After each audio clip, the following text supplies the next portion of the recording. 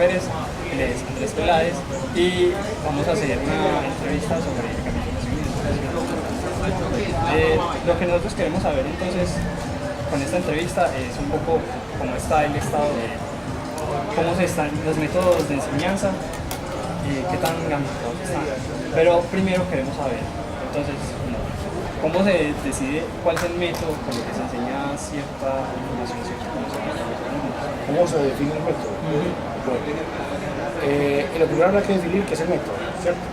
Porque en ocasiones se confunde con la modalidad, ¿cierto? Sobre todo ahora que estamos viviendo tanto el boom de la virtualidad, muchas personas tienden a decir el método virtual, cuando la virtualidad es un método, es una modalidad. Pues digamos que en principio hay dos modalidades.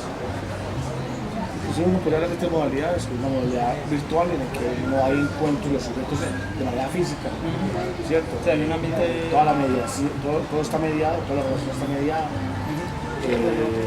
Puede o no haber contactos sincrónicos, es decir, puede haber contactos sincrónicos o sincrónicos, es decir, en los que se comparte tiempo o en los que los tiempos son diferentes, tipo correo electrónico, tipo chat. ¿Sí? Y la virtualidad, pues ya de suyo logra uno intuir que no hay no se comparte el espacio físico, ¿cierto? Estamos en lugares distintos, tiempos distintos, la realidad virtual. Hay una modalidad que es la mezcla entre la presencialidad física, convencional, y la virtualidad, que lo hemos llamado, se llama blended, se le llama bimodalidad, se usa la virtualidad, la posibilidad. Es como colocar contenidos de pronto en una nube o en un espacio virtual. En una plataforma o en cualquier lugar, o en Facebook, ¿cierto? O en una página web. Pero también se dan entonces presenciales o Y se dan presenciales. Ambos en modalidades al mismo tiempo, ¿cierto? En el mismo curso, mejor, en el mismo curso. Y esta modalidad presencial física tradicional, que es la que nosotros vivimos en la universidad, en la que nos encontramos y compartimos el mismo espacio, el salón, y al mismo tiempo, de 2 a 4, de 8 a 6, ¿cierto? Esta modalidad.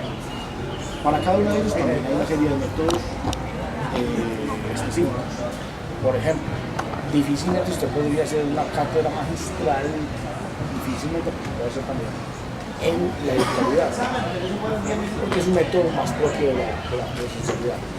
Voy al asunto del método. El método se refiere a la manera como el docente articula una serie de recursos, medios, tiempos, propósitos, contenidos para enseñarle a otro. Entonces tenemos dos variables, modalidad y tiempo. Entre la modalidad ya tenemos otros tres. Y los métodos son infinitos, ¿cierto? Aunque hay quienes, autores, que definen que solamente hay 3 o 4 tipos de métodos, dependiendo de la intencionalidad. Una intencionalidad que tiene que ver con trabajo individual, o trabajo en grupo, o el trabajo por categoría. Para cada uno de ellos hay métodos. Es decir, yo puedo proponer un método para que se trabaje de manera individual, usted mismo, en virtual o en presencial o en global. Un método para que usted trabaje en grupo, en virtual presencial o global, y un método de tutoría en virtual presencial o lengua, ¿cierto? Se cruzan todas las variables. Digamos que el método se refiere a la disposición de recursos, medios, criterios evaluativos, intencionalidad pedagógica y sobre todo del qué, de los conceptos para enseñar y para que lo comprenda. Pero entonces, por ejemplo, acá en Colombia, acá en Medellín, por ejemplo, acá en la UPB, ese tipo de disposición que se lo dan al maestro o ya viene de pronto predefinido por la facultad. Hay asuntos que se definen y cada vez tiende la tendencia es a que la universidad tenga mayor claridad y control, inclusive sobre los contenidos mismos que se deben enseñar. No tanto así sobre la estrategia o el método, pero sí sobre los contenidos. Aquí por ejemplo en Guayana hay un instrumento que se llama la carta discursiva del curso, entonces simplemente la conocen, en la que se define las competencias, las capacidades y los contenidos, los conceptos del curso, los conceptos, los procedimientos y los valores. Eso es lo que normalmente le presentan a uno. Regularmente lo presentan, de hecho es lo que dentro de la dentro de la propuesta de la universidad este primer día, que es el que presenta la educación. Para que los estudiantes Lo conozcan, ¿cierto? Lo que pasa es que finalmente nuestros estudiantes son estudiantes muy heterónomos y yo digo usualmente en formación de docentes que lo primero que votan los estudiantes es el plan de estudios. El estudiante nunca anda con las actividades de estudios. Aunque saque el todo está ahí, ¿cierto? Inclusive va a la oficina cada vez que se le antoja. Entonces no necesita esos recursos, los recursos de navegación, ¿cierto? Así, yo manejo mucho esa metáfora porque la virtualidad, el estudiante de la virtualidad sí necesita ese trayecto, sí necesita esa carta de seguridad todo el tiempo. porque él no tiene ¿Dónde recursos está? del profesor. No tiene el recurso permanente del profesor, no tiene esos recursos. Tiene, por ejemplo, la propuesta Valera, que es una visualización gráfica, que es una serie es un mapa, digamos así, que representa los contenidos relacionados, reactizados, desarrollados, una especie de actividad, una insinuación de actividad de aprendizaje al final. Y también tiene un trayecto de actividades que dice semana a semana qué va a hacer, cuáles son las acciones para la semana. Eso es un instrumento de navegación.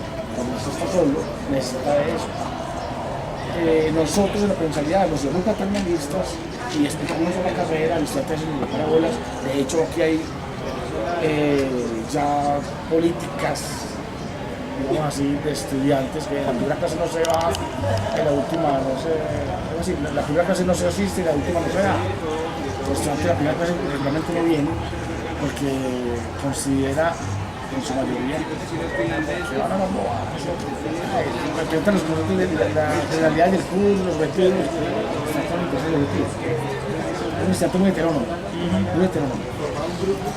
Y el sistema funciona así más o menos bien, y no solamente que en la universidad, en el ámbito general, en la Universidad de Colombia. Es un aspecto de Colombia Generalizado. El estudiante es heterónomo, no está muy interesado en su proceso, no sabe qué hace el profesor es el que los lleva, el profesor los lleva. Yo pongo la metáfora así, el estudiante de la presencialidad navega en un río, no tiene que hacer ningún esfuerzo, cae a la desembocadura que es el lago. El esfuerzo es mínimo. El esfuerzo por controlar su proceso. Él responde tareas. Si tiene una actividad, el estudiante la hace, la presenta. El profesor le dice, sacó 5, sacó 2. El profesor le dice, se aprendió, no. Como somos, que el estudiante le dice, yo sacó 5, se aprendió. Pero el estudiante no aprendió nada y sacó 0. El estudiante cae con eso. Ah, yo lo aprendí. Alguien lo aprendí. Y se va con esa idea que lo aprendí y tiene que aprender. La virtualidad, en cambio, se navega esa mar abierta. entonces ahí no hay guías, solamente Hay recursos. Los navegantes, el cielo, las estrellas publicadas, los vientos. Nosotros tenemos una visualización, un mapa conceptual, un mapa topográfico y un trayecto que es la ruta que le dice a dónde va a llegar. Pero él tiene que estar pendiente de eso. ¿En dónde voy? ¿Para dónde voy? Un ejemplo de eso sería Wikipedia. No, porque en Wikipedia, en el sentido de la navegación, porque en Wikipedia vos puedes empezar leyendo un artículo y 15 minutos después terminas algo completamente diferente, pero eso nace desde tu curiosidad. No Wikipedia, la internet en general es hipertextual, es un concepto que se llama hipertextualidad, en el que vos vas navegando y te vas, y sí, pero si vos no tenés una ruta clara, terminás viendo porno como casi todo el mundo después de los 5 primeros minutos, ¿cierto? Porque no tenés claro qué van a hacer. En cambio, lo que él está diciendo es que en la virtualidad existe un mapa Debe existir un mapa para poder saber a dónde quieres llegar y cómo llegas hasta ese punto. Eso es. Tienes que ser más consciente. El estudiante tiene que ser totalmente consciente y regulador de su proceso. Él es el que tiene el proceso, él es el que sabe cómo aprende y él tiene que estar luchando todo el tiempo por aprender. El otro por ganar la nota. Entonces ahí viene un poco el asunto muy conductista, ahora bien llamado planificación de la respuesta. ¿Cierto? ¿Qué es lo que vale? ¿Qué es lo que importa la respuesta? El producto. No el proceso, sino el producto final. ¿Cierto? Y eso es lo que se recompensa. Eso es lo que se calcula. Entonces el estudiante, por ejemplo, la presencialidad está convencido que lo importante es sacar 5. Es una área de planificación muy de la conductual. El estudiante le interesa sacar 5. Aquí viene a sacar 5. Y en la clase le preguntan si sacó 4, 3, 2, 1, 5. Bueno, que entonces aprendió o no aprendió. En la virtualidad, la idea es que la nota, la planificación, pase a un segundo plano y usted mismo esté consciente, por eso es importante, si debe o no repetir, el asunto todavía está muy en pañales porque el sistema de la virtualidad es el mismo sistema de la presencialidad. Sí. Entonces uno obedece a una... Sí, lo que sucede cada que aparece un nuevo medio es que intentan adaptar las cosas del viejo al nuevo y funciona. Es un no, mala. Pues, entonces, lo que a nosotros nos compete ya entonces es la gamificación y lo que queremos saber es aquí en las metodologías que se escogen, hay algunas que tienen una gamificación, aún sin que el término hubiese existido antes, como lo son los tableros de líderes, que vos obtengas, por ejemplo, medallas o reconocimientos. Pero es una cosa, más que un método, eso es un criterio de evaluación. ¿Sí? No podemos confundir eso. El criterio de evaluación hace parte del método. Esas son las reglas del juego, ¿cierto? Cuando uno juega al fútbol, van a decir, pero para ganar el que mete más goles es el contrario. No se puede hacer falta de tal tipo porque tiene que una advertencia que es amarilla, una advertencia que es roja. A la roja tiene que salir el equipo que ha con los jugadores, los cuales impedirá que usted haga menos ofensión al marcador que le marque un gol y va a tener que podría marcar el gol. Pero todas estas posibilidades, o sea, todas esas son las reglas del juego, que tiene que ver con la explicación de los criterios que se va a dar el asunto, o puede tocar también con las acciones, la propuesta que se hace para que se realice el producto de esa actividad. Entonces, de cierta forma no es tan pensado como gamificación, sino como criterio. Pues puede ser más criterio. Míralo de esta forma. Nosotros tenemos como producto ofrecer un evento. Tenemos que organizar un evento. Pero como yo no quiero que trabaje solamente la persona que ocurre mucho, ¿cierto? Yo quiero que trabajen todos, que todos estén comprometidos con el asunto. Entonces yo voy a poner una serie de reglas que todos deben cumplir. Pues, por ejemplo, a quien lidere le voy a dar 10 puntos. ¿Cierto?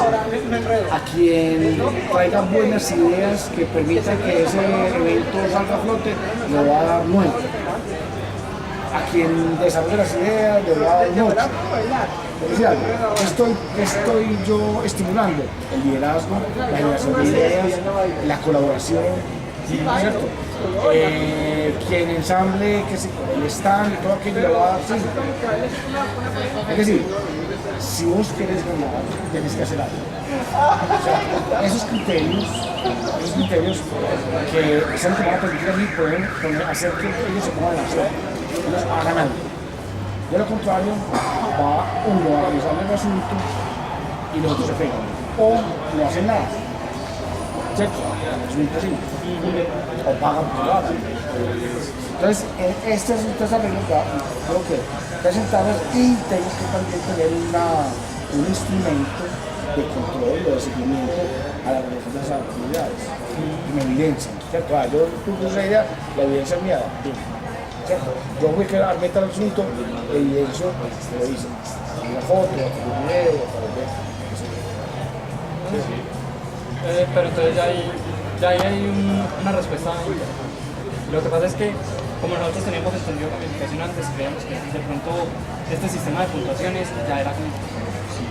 Siendo que es lo más característico de la gamificación. Es lo más característico del mundo, porque la gamificación lo que se centra es como en el aspecto de volver lúdico del ambiente.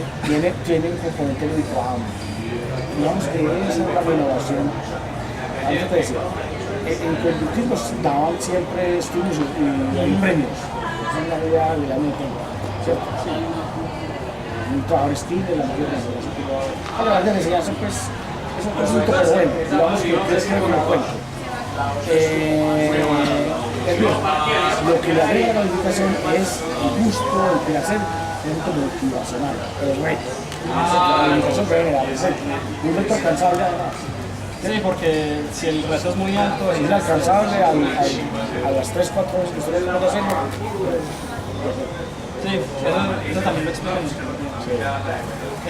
Mientras más alto es el reto y sus habilidades son más bajas, genera ansiedad. Pero si el reto es más bajo que sus habilidades, entonces ya lo que son como los métodos con los cuales se está. Hay un punto medio en el cual el reto está como lo suficientemente alto para que sus habilidades se desarrollen y lo alcancen, y lo suficientemente bajo para que usted crea que debe hacerlo. Así llamamos la ecuación del asunto. Bueno, y en lo que respecta a la gamificación, lo que nosotros queríamos era qué partes específicamente cree que es posible que la gamificación se jode en cuanto a la educación. Si solamente el asunto motivacional o si de pronto puede afectar otras áreas de la educación que no sé. Sí, te hablo, voy a tratar de dar algunas pros, pero creo que también contras. Hay un asunto muy importante y es que se descentra el rol docente. Es decir, el estudiante a partir del juego y la diversión que esto le produce, empieza no solamente a jugar sino a aprender, ¿cierto? Y se va a dar cuenta, ojalá el profesor lo haga más, lo ayude a su concepto al estudiante, que no es absolutamente necesario el central de maestro en la enseñanza. Porque es lo que han llamado desde hace tanto tiempo la universidad, es que los aprendan a aprender. ¿Cierto? Los estudiantes sean capaces de aprender por mis propios medios. Hablan de que tenemos ahora una gran esfera de conocimiento que digamos importante. ¿Cierto? Una campo grande. Lleno de conocimiento. Donde yo puedo encontrar que me da hasta mentir. A veces hay más mentiras. Entonces el asunto es, dos, dependiendo del tipo de juego, yo puedo motivar la colaboración. Es decir, más que lo que ocurre mucho la responsabilidad que es uno que hace el trabajo, otro que se pega, o que aportan ahí las tres cositas, pero la inteligencia la tiene uno. En este caso, yo a partir de esas reglas, los criterios que son bastantes en la tabla de premios, yo puedo hacer que entre todos se prueben, todos jueguen un papel fundamental en la realización del producto, en la realización de esa actividad. Entonces la colaboración es absolutamente necesaria, que solo lo van a poder lograr el objetivo. Entonces hay un asunto ahí muy importante que ahora en el mundo actual es necesario. Por el asunto de interdisciplinaridad. De las tareas grandes, más grandes que hay ahora, los retos que hay ahora son mucho mayores, inclusive de los de la atención personal, porque requiere menos tiempo y son mucho más grandes. ¿Cierto? Las tareas de ahora son más importantes, más grandes, digamos, lo llaman a ser más grandes, ¿cierto? Que lo que fueron en un momento, en el solamente la persona puede construir, o el que solamente parecía uno, ¿cierto? Uno se imagina, Tomás Alva Edison, más de no sé cuántos cientos de inventos, es uno solo. Un grupo gigante de gente. Lo que pasa es que figura él y no necesariamente era alimentado absolutamente todo. ¿Cierto? La tendencia ahora es que tenemos que robar un crédito. Yo creo que eso no tiene que pasar en los escolares. Si hay un grupo de investigadores Detrás, ¿cierto? Ni siquiera detrás, que hacen parte del colectivo, de este colectivo que está trabajando en todo el logro. Entonces estamos todos. El asunto de la colaboración y la necesidad ahora. Dentro de la colaboración hay algo muy importante y es que el estudiante tiene que ver con la convivencia, tiene que ver con el diálogo, con la situación del otro, con trabajar y vivir con el otro. Sí, un asunto de convivencia y tolerancia también, porque hay veces en las que a uno le toca trabajar, vamos a trabajos en grupos que bien. Y este asunto de comunicación de pronto puede facilitar que uno pueda entender lo que sí, tiene que llevar allá. Pues, digamos que uno de los objetivos que el profesor debe imprimir a la gamificación tiene que ser que el estudiante entienda que eso es importante y que a pesar de las diferencias puede trabajar con él. Y que en la diferencia hay producción, ¿cierto? Que en la diferencia de conceptos hay resultados. Vamos a hacer así, no vamos a hacer así, ¿qué sale? Realmente es un aprendizaje, ¿qué se aprende? Que no siempre tengo la razón, que puedo estar equivocado y no estar equivocado soy yo, o que el asunto de comunicación, ¿cierto? O que podemos estar discutiendo pero lo mismo, el tema es el mismo pero comunicación no se puede entendernos. Bueno, ahí hay pues un cuento grande. ¿Qué más encuentro yo? No, es que pasa es que habría que como tomar nota para acabar de identificar. Hay muchas razones en favor de la gamificación. Y entonces ya toquemos los contras. Un contra puede ser que finalmente el estudiante que trabaja con un profesor termine creyendo siempre que es necesario un premio independiente del proceso. ¿Sí? Es decir, que el estudiante termine pensando en que hizo algo muy bueno y que ahora requiere que le dé su estímulo, cuando el verdadero estímulo es haber hecho el proceso. ¿Cierto? Ocurre con las calificaciones, las notas en la responsabilidad física. Pues yo hice tal trabajo, pero ¿cómo es que no me saqué tanto? Hombre, pero queda verdad porque él estudió y siente que aprendió mucho, pero yo solamente le puso 3. ¿Qué importa? Se le dio la habilidad de aprender. ¿Cierto? Yo creo que ese ya es un problema del sistema, pues, de este sistema operativo, creo que no sé qué se llama, sistema operativo, no, condicionamiento operativo. El acondicionamiento operativo creo que no es el problema, que es la base de la educación virtual. Sí, es una no sé, yo creo que es el modelo que estamos usando todavía lo utiliza mucho para desarrollar unas ciertas habilidades que de pronto no necesita el estudiante ahora. Por ejemplo, yo creo que ahora mismo se valoraría más pues, un estudiante que desarrolle pensamiento crítico, que sea creativo, que sea líder, sobre todo, sepa trabajar. Ajá. Ese tipo de aspectos se valora mucho en este momento, pero no sé, digo yo de la experiencia mía, y apoya más como la cualidad la mayoría de las veces.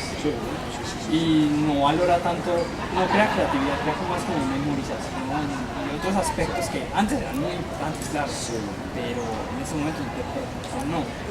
Sí, eso tiene que ver con que el aporte que hace el conductismo es un aporte cognitivo, ellos no hablan necesariamente de aprendizaje, sino de conducta. Y por un lado, por otro lado, el cruce con la educación tradicional hace que se ponga un empeño fuerte en que el estudiante emule al maestro. El rol central del maestro, emule al maestro. Es decir, si el maestro dice algo, dice una poesía o dos poesías de memoria, el estudiante también deberá hacerlo. Eso no es creación, es reproducción. ¿Cierto? Estamos viviendo una época en la que la producción es muy importante, más que la reproducción. Venimos de la reproducción y todavía estamos ahí. Y el sistema computador está ahí, los profesores todavía insisten en que tienen que decir más o menos lo que digo, a través del examen. Sí, el asunto de que no ganas el examen porque tengas la respuesta correcta, sino porque haces el método. Y en la universidad también ocurre mucho. Digamos que la tendencia es inmensa, todo el que la va jalonando, toda esta cultura, cibercultura, es la producción conjunta. Un poco el ejemplo wiki, ¿cierto? Mientras que la enciclopedia espasa, la producía un grupo reducido de expertos en Londres, el wiki la ha creado el mundo, ¿cierto? Y la bala del mundo. La sociedad, digamos así. También entonces, pues sí, ahí es donde ya se el riesgo de ahora y es que si todo está producido en conjunto, no pagan la producción. Aparte de que también encuentras más mentiras que verdades normalmente. Sí. Son riesgos, sin embargo, para este grupo en particular. Ya no regulamos a los sujetos, es muy importante. Ya no regulamos nosotros los profesores, también la comunidad. Eso es lo que un autor inglés, Michael, la llama la forma número 2 de crecimiento. Uno de la 1, que produce a la número 2, también trabaja George Simmons, en una teoría que llama conocimiento. Cómo se produce conocimiento, la producción de conocimiento conectado. Yo creo que Pero para preguntar más de vos en lo que estás investigando, pues, ¿cuáles son como las más aptas para acá, para Medellín? Pues las que debido a nuestra cultura, ¿cuáles son los mejores métodos que se pueden utilizar? Debido a nuestra cultura deberíamos borrar esa cultura. No, entonces tenemos un lastre muy grande, no solamente en Medellín, es que la cultura colombiana, latina, de economía, el estudiante que tiene que tener el profesor al lado, el estudiante que no lee más allá de lo que el profesor propone, el estudiante que si no es que el profesor lo aprende, el estudiante que el profesor es el centro. Eso habría que dejarlo un poco la vida y que el estudiante se sienta más un sujeto, capacidad de aprender en cualquier circunstancia, capacidad de aprendizaje en cualquier circunstancia, y a partir de lo que son los múltiples medios. El profesor es un medio, es un medio muy importante, que además guía o orienta a propone, pero no es el único bien más importante, que también pueden ser profesores que enseñan de manera indirecta. Es otra cosa. Yo aprendo gracias a que estoy leyendo un libro de, qué sé yo, de cualquier tema.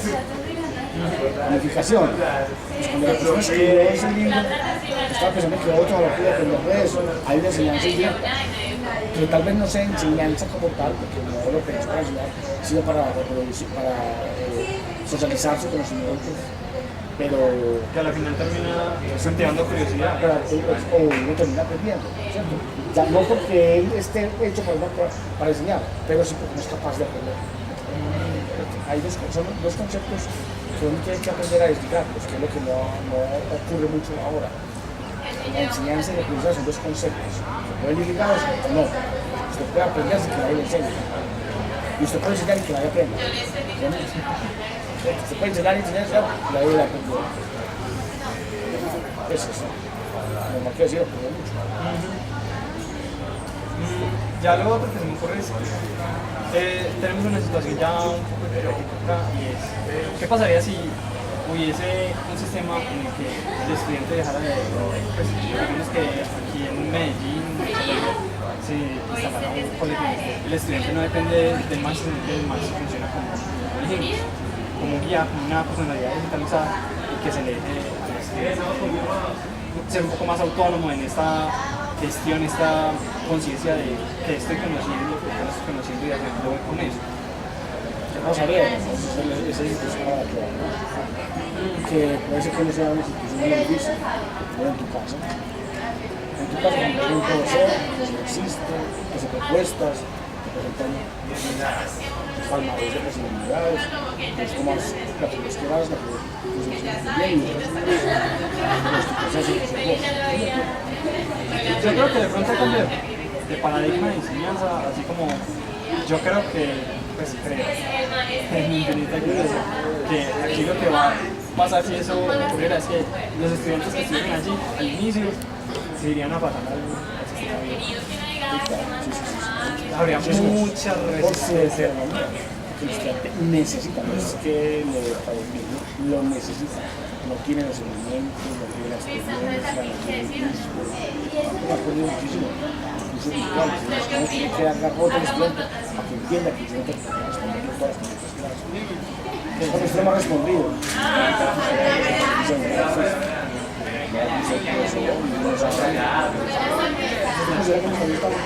Vacíos que usted.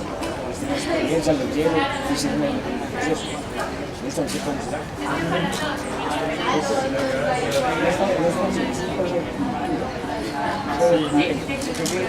Utilizarnos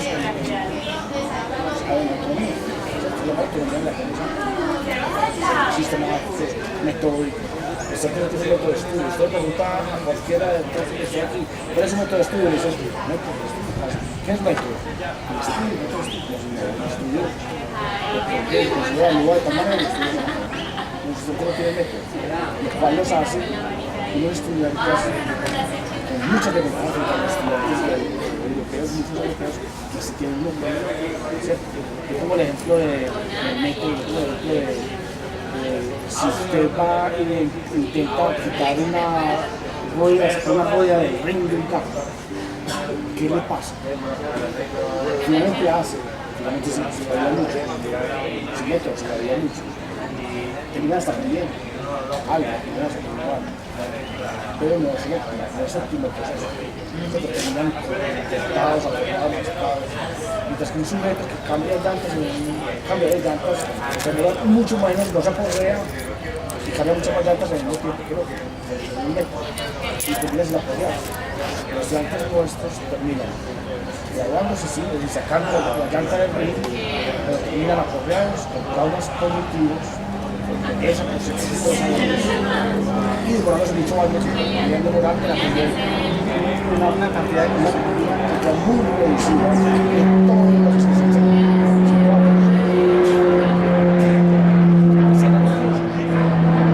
Cientos de horas.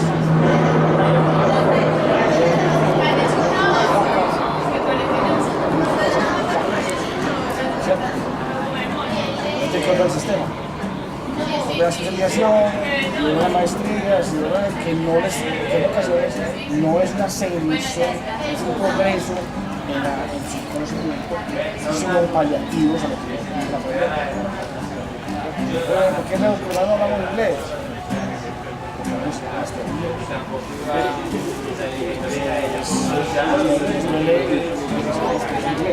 Es una vida, un trauma.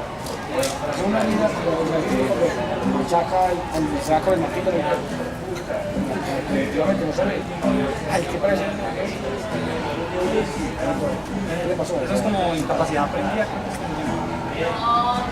Este concepto de que vos aprendes que vos no sos capaz de aprender alguna cosa, entonces cada que se te presenta, como vos tenés, pues aprendiste que no sos capaz de eso, y sacas pereza, el cuerpo, responder de cualquier forma, tenés en la cabeza de incapacidad aprendida. es un concepto de psicología, y no creo que ese sea el nombre, pero va por Eso eso. es una vida, si no era puñasta. Pero sí, el caso también es que de pronto con la forma como está la educación ahora, algunos estudiantes tienden a tener ese tipo de cicatrices cognitivas, traumas.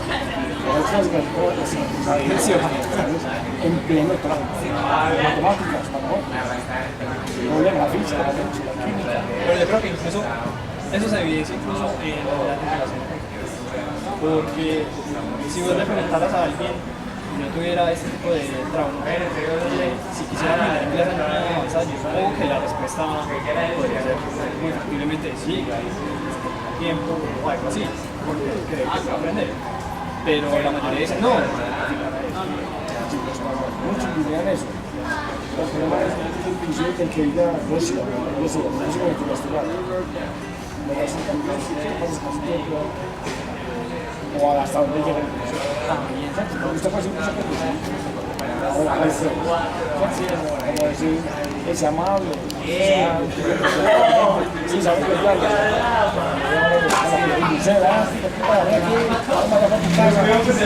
No es solamente lo que se declara, sino lo que se hace.